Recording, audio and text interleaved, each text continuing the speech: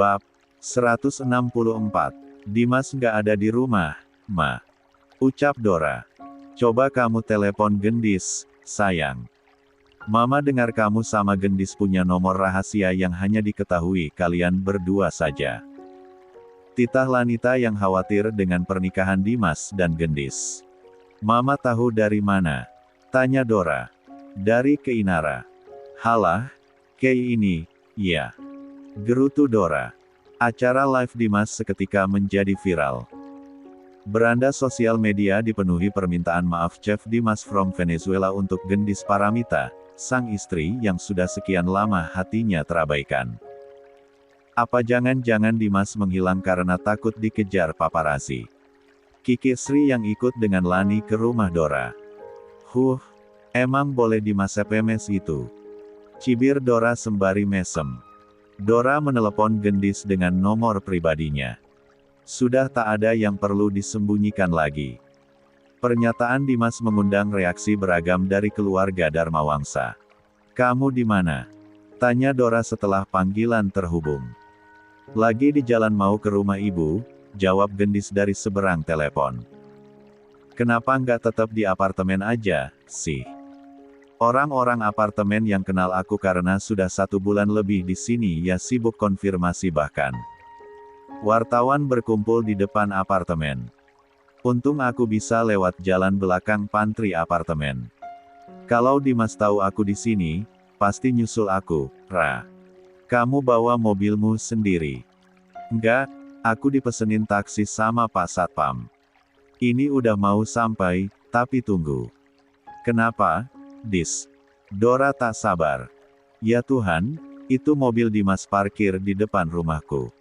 Pekik Gendis.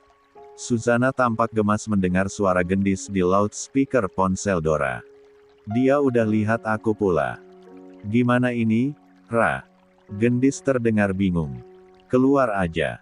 Di sini ada Papa, Mama, Mimi sama Pipi Dim-Dim. Mereka mau minta penjelasan dari Dimas tapi ponsel Dimas nggak aktif, kamu juga. Ya udah temui Dimas. Malam. Ini Pipi sama Mimi mau nginap di rumahmu, aku kan punya kunci rumahmu. Papa bawa banyak pasukan ke sini, nggak muat kamarku cuma ada 3 kamar. Ada Mbak Sri, ada Kak Nawang sama Om Okan plus Leon yang tidurnya bisa kemana-mana. Selesaikan saja urusanmu dengan Dimas. Kata Mama sama Papa kalian ditunggu besok di sini atau mereka yang akan ke rumah Ibu Gina, ucap Dora panjang lebar.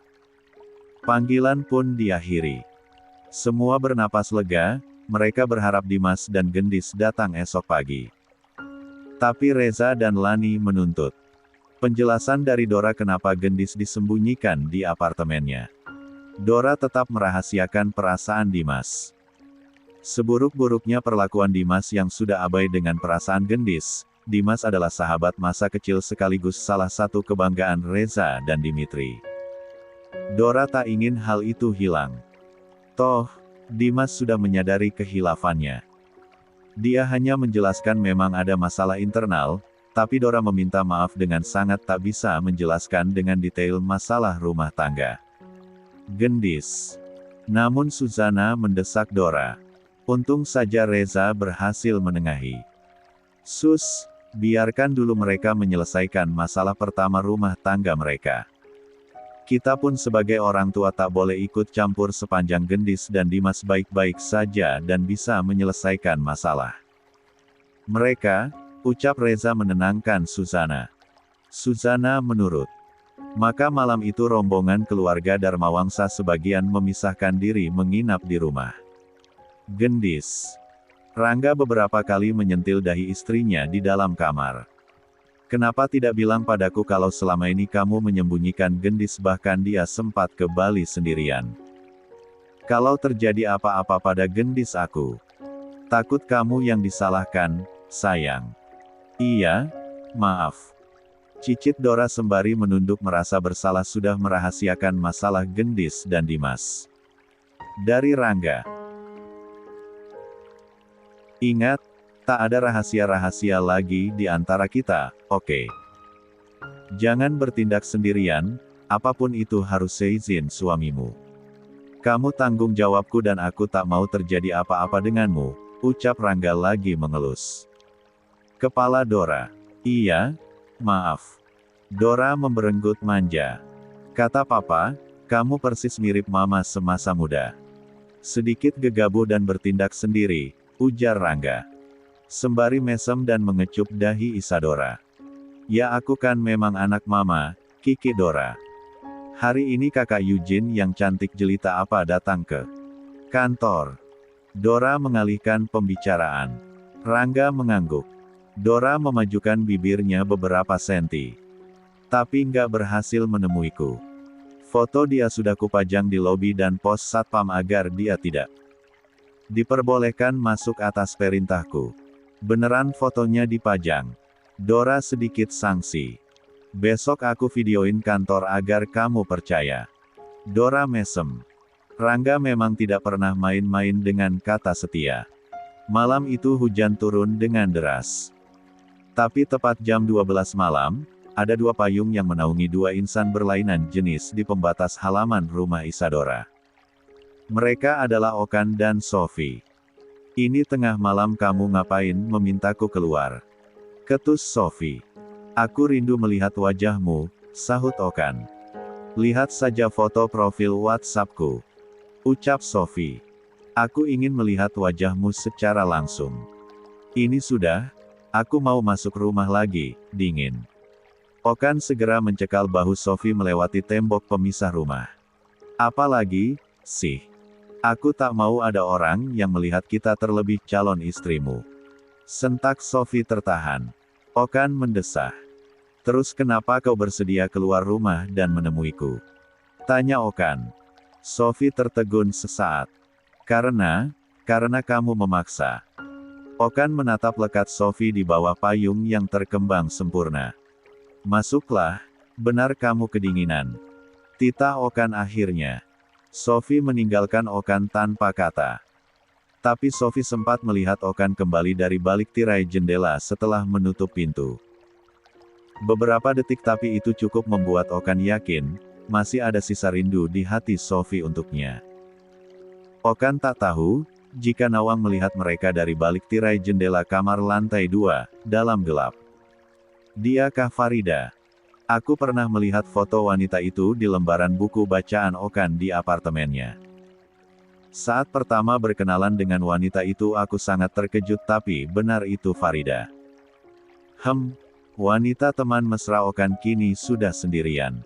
Apa yang harus kulakukan? Haruskah aku jujur saja? Nawang membatin bingung. Neopak. Rumah gendis.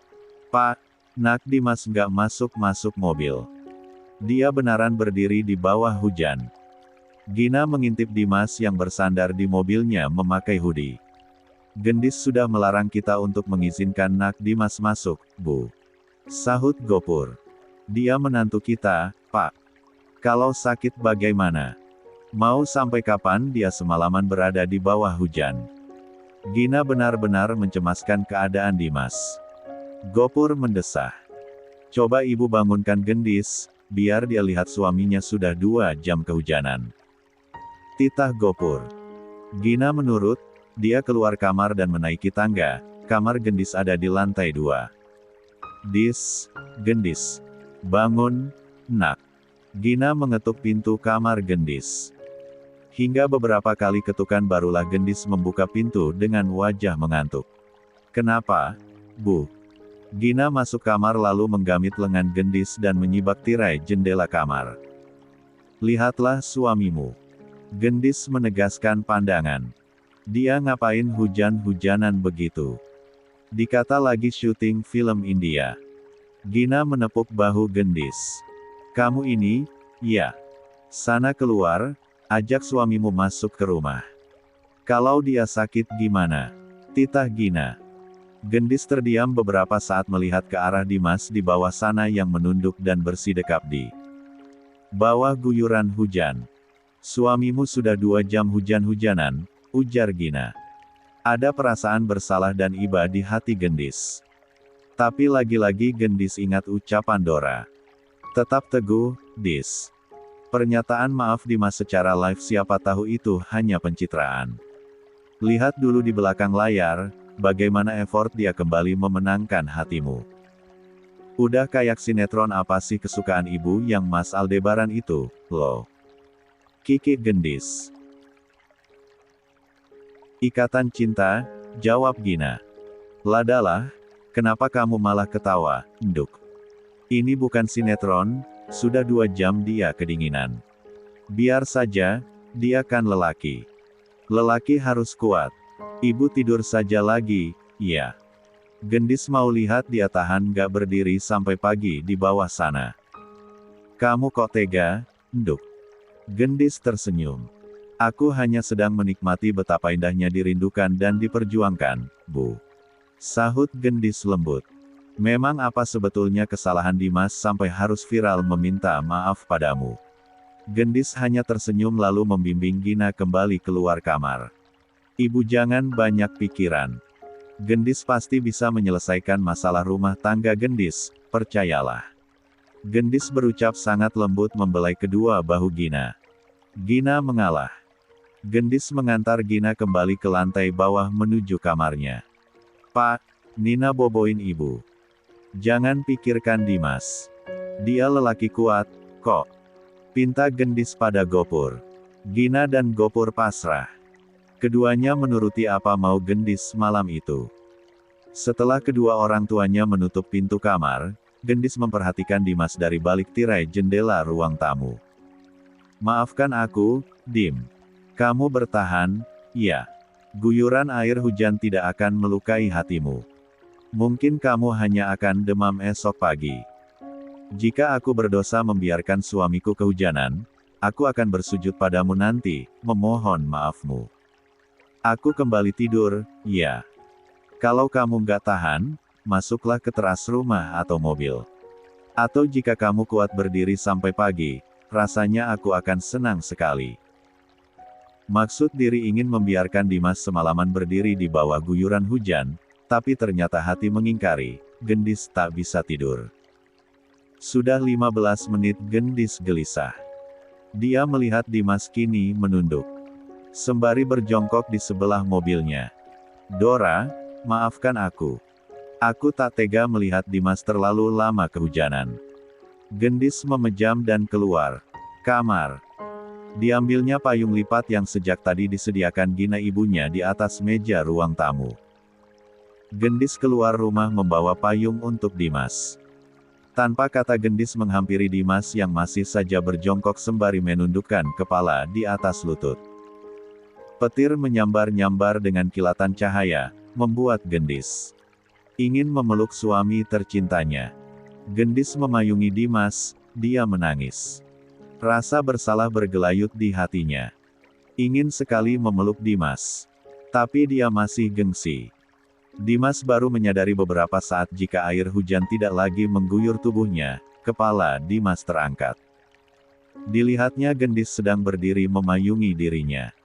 Gendis. Panggil Dimas lirih dan gemetar menahan dingin selama 2 jam di bawah hujan deras. Gendis memalingkan wajah karena air matanya luruh merasa bersalah membiarkan Dimas. Dimas tidak kuat berdiri, lututnya gemetar.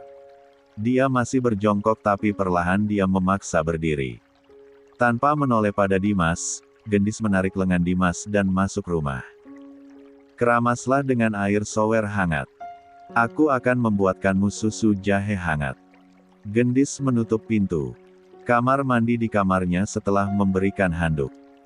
Gegas mengambil baju salin untuk Dimas yang memang sudah tersedia di kamar Gendis sewaktu-waktu bila berkunjung ke rumah Gina, tidak perlu repot membawa baju ganti. Celana panjang hangat dan sweter tebal beserta dalaman sudah tersedia di atas kasur plus minyak kayu putih. Lekas Gendis keluar kamar hendak membuat susu jahe untuk Dimas. Tak lama Dimas pun sudah selesai membasuh tubuhnya dengan air hangat. Dia tertegun melihat baju dan minyak kayu putih yang disiapkan Gendis untuknya. Tak menduga jika Gendis punya persiapan baju ganti miliknya. Mata Dimas berair, betapa Gendis sang istri sempurna telah dia sia-siakan. Setelah Dimas mengenakan pakaiannya, rasa hangat menjalar di tubuhnya. Hangat dengan pakaian tebal yang disediakan sang istri dengan penuh cinta. Ponsel Dimas menyala. Turunlah, susu jahe sudah siap. Aku sedang menghangatkan sop ayam untuk kamu makan. Gendis mengirimi Dimas pesan. Dimas dengan penuh semangat menuruni tangga menuju dapur. Minumlah. Gendis menyodorkan susu jahe hangat pada Dimas tanpa melihat ke arah Dimas. Sementara itu di kamar orang tuanya, Gina dan Gopur mengelus dada lega. Alhamdulillah, akhirnya Gendis luluh. Gimana jadinya kalau dia membiarkan menantu kita di luar sampai pagi? Gumam Gopur. Semarah-marahnya istri pada suami, dia tak akan tega jika suaminya kehujanan selama berjam-jam, Pak. Tukas Gina. Gopur memeluk Gina. Semoga anak kita segera akur kembali ya, Bu. Kembali ke dapur, Gendis sudah selesai menghangatkan sayur. Dia menyediakan nasi hangat dan semangkuk sop ayam di hadapan Dimas, plus teh manis hangat. Makanlah selagi hangat. Setelah selesai, tidurlah di kamarku, jangan nyalakan AC. Gendis kemudian melengos tapi lengannya dicekal Dimas. Bisakah kau temani aku makan? Pinta Dimas lirih. Tangan Dimas masih terasa dingin dan gemetar. Gendis memejam lalu memilih menuruti permintaan Dimas dan duduk di sebelahnya. Perlahan Dimas mulai menyendok nasi. Tapi tangannya masih sedikit gemetar. Gendis mengambil alih sendok dan piring. Dia mulai menyuapi Dimas meski dengan wajah dingin dan tanpa kata. Dimas menikmati perlakuan manis Gendis menyuapinya. Rasa hangat sempurna menjalar di tubuh dan hatinya. Gendis pun melihat tangan Dimas sudah tidak lagi gemetar. Dia merasa lega. Acara menyuapi Dimas sudah selesai. Susu jahe pun sudah tandas. Naiklah ke kamarku. Pinta Gendis membereskan meja makan. Aku tidur sendirian. Aku akan tidur di kamar ibu, jawab Gendis. Dimas tak berani membantah. Sudah dibawa masuk dan dilayani oleh Gendis saja dia sudah sangat lega dan bahagia. Tunggu, bahagia. Dimas meraba dadanya. Benar, dia bahagia karena rindunya pada Gendis terobati sudah. Setelah Dimas naik ke lantai 2, Gendis pun mengetuk kamar Gina. Gina membuka pintu dengan setengah mengantuk. Bu, aku tidur di sofa kamar ibu, ya. Gendis merangsek masuk. Lah, suamimu kamu biarkan tidur sendirian. Nanti dia kedinginan, Dis. Ujar Gina. Dia sudah mandi air hangat, pakai sweater tebal, sudah Gendis kasih susu jahe hangat plus makan dengan sayur sop yang Gendis hangatkan tadi, sahut Gendis berguling ke atas sofa. Gopur mesem di atas kasurnya, dia bangkit. Sini, kamu tidurlah bersama ibumu. Biar ayah yang tidur di sofa. Gendis tersenyum dan mencium pipi Gopur. Maaf ya, iya. Malam ini aku gerecokin kamar tidur ayah dan ibu. Iya, tak apa-apa. Gopur mengacak rambut Gendis. Gendis pun tidur dalam pelukan Gina. Harusnya kamu dipeluk suamimu, Iho. Bukan dipeluk ibu, ujar Gina. Gendis hanya tersenyum miris yang posisinya membelakangi Gina. Gina memeluknya dari belakang. Aku belum pernah tidur di peluk suamiku, Bu. Gendis membatin sedih. Tapi tiba-tiba ponsel Gendis menyala. Notifikasi pesan dari Dimas. Terima kasih kamu tidak membiarkanku kehujanan semalaman. Mulai detik ini aku pun tidak akan membiarkanmu bersedih lagi. Tak akan kusia-siakan istri sempurna sepertimu. Maafkan aku yang terlampau buta selama ini. Berlian di dekatku tak pernah aku lihat dengan baik. Saat ini aku sedang memeluk guling. Berharap esok lusa aku bisa memeluk istriku, sekali aku memelukmu, akan aku peluk selamanya, tak akan lagi. Kulepaskan. Gendis menggigit bibirnya keras. Sakit. Itu bukan mimpi. Gendis bukannya membalas pesan Dimas tapi malah memforward pesan Dimas pada Isadora. Dimas dari kemarin lagi kerasukan apa, ya? Dora menelepon Gendis. Gendis kaget tapi lalu segera keluar kamar. Kamu belum tidur, Ra? Tanya Gendis di ruang tamu. Aku abis mantap-mantap dan kecapean. Hujan deras cocok banget mantap-mantap dengan suami, Dis. Kiki Dora. Terus saja jadi kompor meleduk. Sungut Gendis. Iya? Maaf. Kenapa, sayangku cintaku? Kenapa Dimas bisa tidur di kamarmu? Terus kamu tidur di mana? Ucap Dora. Maka mengalirlah cerita Gendis tentang Dimas tadi.